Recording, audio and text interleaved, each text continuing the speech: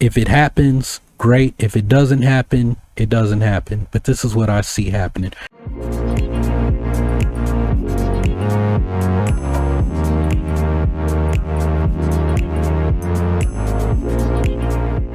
First off, the sharpshooter dude, we know Fennec Shand. This is why one of the reasons I didn't watch any of the trailers. I might go back and watch them now. But Fennec Shand, what do we know about her from The Mandalorian? She's a sniper. So you've lost this guy, the sharpshooter sniper dude. I imagine is going to be looking for them for the rest of, that's going to be part of the story. That they're going to be on the run because he knows how they think, he knows how they operate. He's got other clone troopers, you know, probably, you know, the elite ones, you know, the better trained ones, you know, the ones that wear the red stripes. I don't know what you call them because I've never really given a crap about clone troopers, really. I know Rex and Cody, and that's about it. Rex and Cody, and we know Rex is on the run, right? Ahsoka removed his inhibitor chip, and you know, we know he's gonna be an old man running around, you know, in Return of the Jedi, right? They're on Endor, right? Since they retconned and said, yeah, that old guy on Endor is Rex, right? So they're hopping all over the place, right? On the run, and Fennec Shand is going to end up replacing him, right? I mean, she kind of already wears their colors, even when we see her in The Mandalorian, right? And I'm thinking that's where the bond with Boba Fett is going to come into play. Is she ran with the Bad Batch, and then she meets Boba Fett, and Boba Fett's a clone too, and she's like, oh, well, you know, you're my dog, right? I ran with your brothers, and he's like, they're no brothers of mine. Yeah, they are. They kind of are. Now, the big, I mentioned Omega. This is the big because when Tarkin was being debriefed on the Bad Batch, they said there were 5 of them, right? But we have 1, 2, 3, 4 because I said Echo was not part of the Bad Batch. He received cybernetic implants and got assigned to the Bad Batch. He's a brother, but he's a brother from another batch, another mother cluster of cells, right? So, you know, it's like, so high IQ is like, yo man, Omega is the 5th clone. She's our little sister, right? And it's like, why is she a little girl? So like, did the growth accelerator process not work? Why is she a girl? Every clone is a dude, and then they got a girl, right? And I mean, like, I imagine this is going to be a big issue, especially if the feminist agenda in Star Wars, if they hadn't connected the dots, if they hear what I'm going to say, share it with them, right? I'm probably going to cut these up. Like, I'm not going to post this long thing, right? Because I've already been on here an hour and I'm just getting started. Right, this might turn into a Joe Rogan type thing where he's like 3-hour episodes or something. I don't think my wife wants talking Star Wars job 3 hours. Not tonight. Let's us start doing these earlier in the evening or day. Because I gotta go to bed and work out at some point. But one, you have all these shows, the animated shows always kind of revolve around like a child character. In Clone Wars, you had Ahsoka. Rebels, you had Ezra Bridger, right? Star Wars Resistance, Kaz, you didn't really have that, but Kaz was kind of, and I like, what's his name? Sean Christopher, who plays Kaz. If you don't follow him, he's a cool dude. He's actually gonna be he's Nightwing in the new Gotham Knights game, which I thought was coming out sometime soon, but I haven't followed it. I'd actually like to play that. If you haven't heard of it, it's like a kind of like a Arkham Asylum type game, but it's got co-op. Batman is dead, and you play as Nightwing or Batgirl or Batgirl, or what's his name, Red Hood, the other Robin, And maybe they have like the young Robin too. I don't remember. I just remember Batgirl, Nightwing, and Red Hood. I heard it was pretty dope. But Sean Christopher, who was Kaz, and he, I remember he was studying Eskrima or Arnis, what Robin has, his rattan sticks that he carries around. So that's how Robin fights. So he was studying that. I don't know if it was for the game or, I think he's half Asian. He might be full. I don't know. I just consider him Asian. I don't think, oh, you're half Asian, you're half Filipino. I'm just like, you're Asian, dog. You look Asian to me. You got Asian. I think his mom is Japanese. Maybe his dad was in the Navy or Marines or something, stationed in Japan. So I remember seeing pictures of him on his Instagram where he's like mentioned something about living in Japan as a kid or something. I thought he's Asian to me, right? Half whatever, right? Bro, you look Asian. Whenever they talk about Asians in Hollywood, you always tag yourself in that. You got the AAPI hashtag, right? You Asian to me, dog. It's all good though. But anyway, so support the game if you like the dude who played Cass. Anyway, getting back to this, so right, this whole there's always a kid, and there's usually something special about that kid, and I'm telling y'all, like the little Omega, she shot the sniper rifle out of a sharpshooter's hand, right? It was a perfectly aimed shot. And at the end of the episode, like Hunter Rambo is like, yo man, who taught you how to shoot? She's like, that's the first time I ever held a blaster. It's the first time I ever fired a blaster. She's got the force, y'all. I'm telling you, she's got the force. This is why, and Prince, you think everybody has the force. This is why I think I didn't read the EU, all that stuff, but I remember coming across something. I thought there were two clone troopers who were twins, right? And this sounds fun. They're clones. Obviously, they're all twins. These dudes were literally twins, right? And I think they were force sensitive, or maybe it was just one dude who was force sensitive. And I remember he looked like the Rambo guy, Hunter, right? And I think it was like Clone X or something. I don't remember. It's in the comic book, right? Those of y'all who read all old Clone Wars comic books, you probably know what I'm talking about. I didn't read them. I just, one day while I was working on another video back in the day, just started clicking around on Wikipedia, and I came across it, and I just remember a little bit that, I got that Cliff Clavin thing going on from Cheers, right? As I remember reading about a clone trooper who was force sensitive, and I thought he looked like Hunter, right? And so the Bad Batch is like, well, Hunter is not force sensitive, but he's got a Jedi's reflexes. He's got a Jedi senses, right? He's been genetically engineered that way. And I'm like, well, what if they messed around and they literally created a force sensitive clone? Not like, oh, well, they introduced, just them messing around. They created this other defective clone like the rest of these guys. And it's like, well, this one turned out to be a girl and she's got the force. And the first thing I thought was, what if she grows up to be Rey's mother? That would be interesting. Like, Rey's got force sensitivity on both sides, sort of, right? Her father obviously wasn't, but his Palpatine's clone is like, well, the force runs strong in certain families, certain bloodlines. It didn't work out for Palpatine's father. The cosmic force worked it that way because then, so Palpatine's plan would succeed.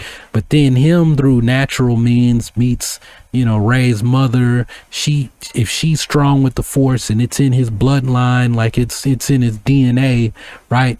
And then, and then the force manifests itself through Rey. She's extremely strong with the force, not just because of Palpatine, but also from her mother's bloodline. And there was a video I wanted to do last spring, about why Rey was the only person who could defeat Palpatine, because I remember people were freaking out before the Rise of Skywalker that Rey would be more powerful than Yoda. I don't look at Jedi as this person more powerful than this person. The way Luke Skywalker described it to one of his students, he was like, the Force is like a door, right? Some people are born with that door and it's just wide the F open, right? And it's just blasting through. I'm the Force and I'm coming all like the Kool-Aid man bursting through the wall. Who wants Kool-Aid, right? He said that's the way it is with Ben Solo. He said some people, the door is open just a crack.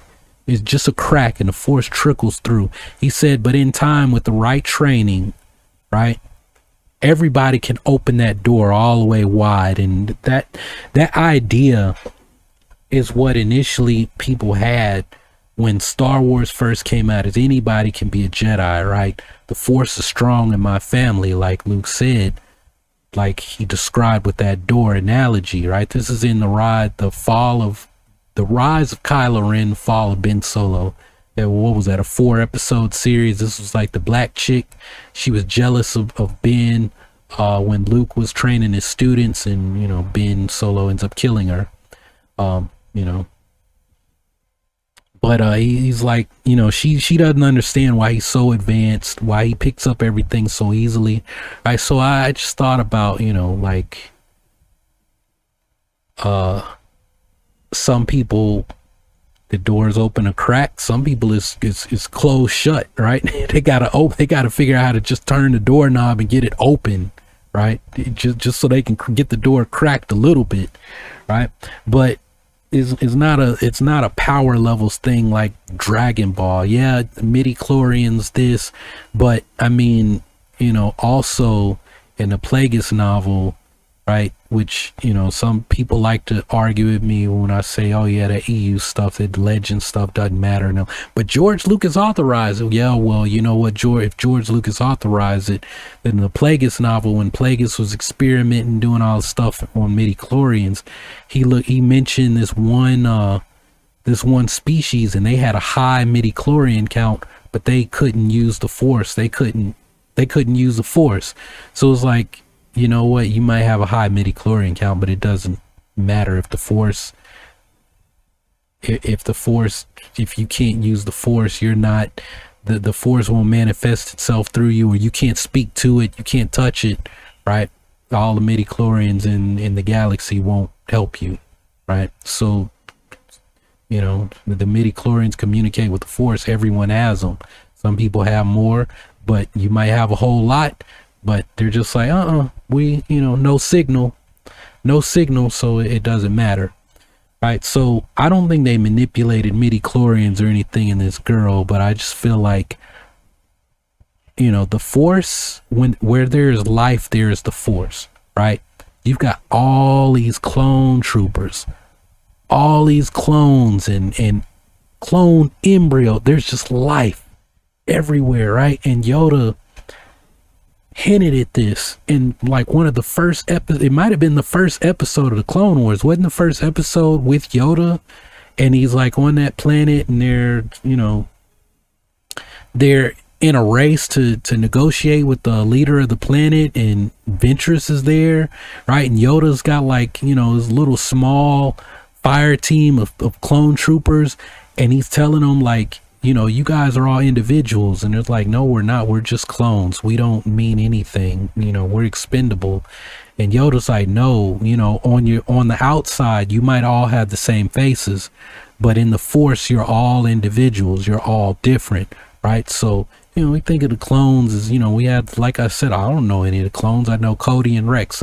We got this show about clones. I don't even know their names except for Rambo dude. Echo. Echo wasn't even in their batch with them. He was a regular clone, and he did a heroic thing, and they managed to save him, put him back together, right? He's just really a cyborg, right? You know, you got fake Mr. T right here, right? So, you know, you got all this life, and I feel like this girl Omega, there's some other stuff too. You know, go back and watch the episode when the sniper dude was getting ready to go, and Tarkin had them like turn up his inhibitor chip, so he's like hard out, you know, I can't disobey an order. He's basically Tarkin's executor at this point, because I imagine Tarkin only wants him to execute his brothers, right? The other members of the Bad Batch. That's his only purpose, because that's the kind of utilitarian person Tarkin is. And then if he's like, does he have another chip where I can make him turn some tricks for me? No, well then get rid of him. They won't have that kind of Tarkin in the kids show. If they do an adult show, y'all gonna find out the truth about Will Huff Tarkin. All right. Krennic wasn't about to play ball with him. And I do mean play ball.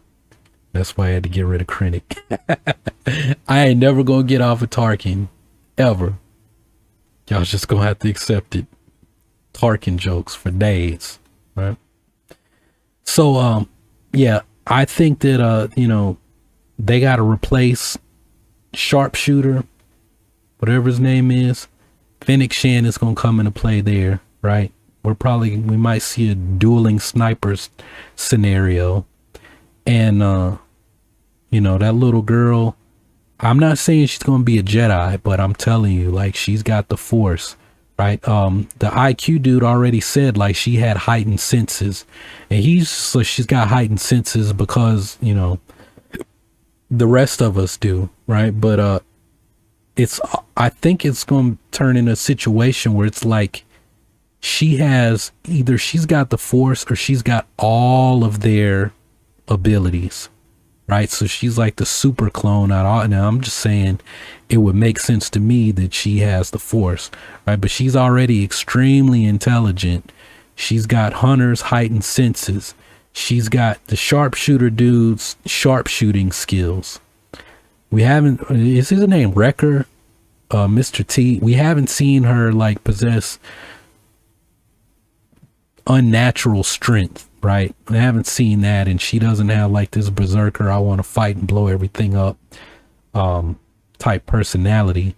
But if she uses the Force, she can like heighten her strength through the Force, right? Vader's done it. It's kind of a dark side thing, but like Luke Skywalker said in a little kid's book, children are born they don't have an affinity to the light side, they're just neutral in the Force. So it's like Baby Yoda Force choking Gina Carano's character. What's her name? I told you I haven't been following anything. All right, but he Force choked Gina, right? And he's on the dark side. And it's not a video game Star Wars theory like, it's a light side ability and dark. The Force choke is not, it's just telekinesis, right? That's all it is. You constrict somebody's windpipe, you're using telekinesis, right? You could use the same way that you do the Force choke. You do that to massage somebody's heart who, might be going into cardiac arrest or something, to save them, right? Same thing, right? Same idea, right?